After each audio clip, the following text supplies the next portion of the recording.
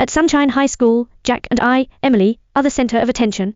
I excel in the arts, with my essays often read aloud by teachers as examples, while Jack is a math genius, consistently acing every exam and firmly holding the top spot in our grade. When the school announced a multidisciplinary quiz competition, we eagerly formed a team.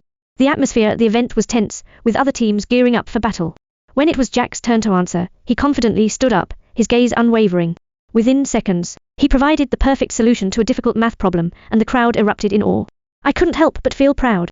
However, when it was my turn, disaster struck. The history question, what currency did Qin Shi Huang standardize after unifying the Six Kingdoms, was something I knew by heart. Yet, overwhelmed with nerves, my mind went blank, and I blurted out, Alipay. The room fell silent for a moment before it erupted in laughter. Even the judges couldn't help but chuckle. My face turned bright red with embarrassment. Jack quickly took my hand, gently comforting me and helping me calm down. Another time, we were studying in the library. Jack was engrossed in solving a complex physics problem, while I was memorizing English vocabulary. To remember the tricky words, I unconsciously raised my voice, repeating them loudly, which felt out of place in the otherwise quiet library. Fellow students shot me puzzled looks, but I was oblivious. Jack gave me a helpless poke, and only then did I realize what was happening.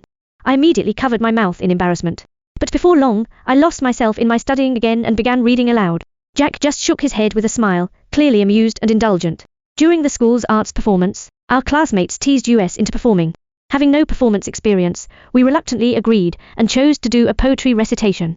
With the script in hand, Jack's hands trembled slightly, and I nervously shouted the lines, my voice rising and falling in an erratic rhythm. The audience couldn't stop laughing, but we stayed serious and finished the performance.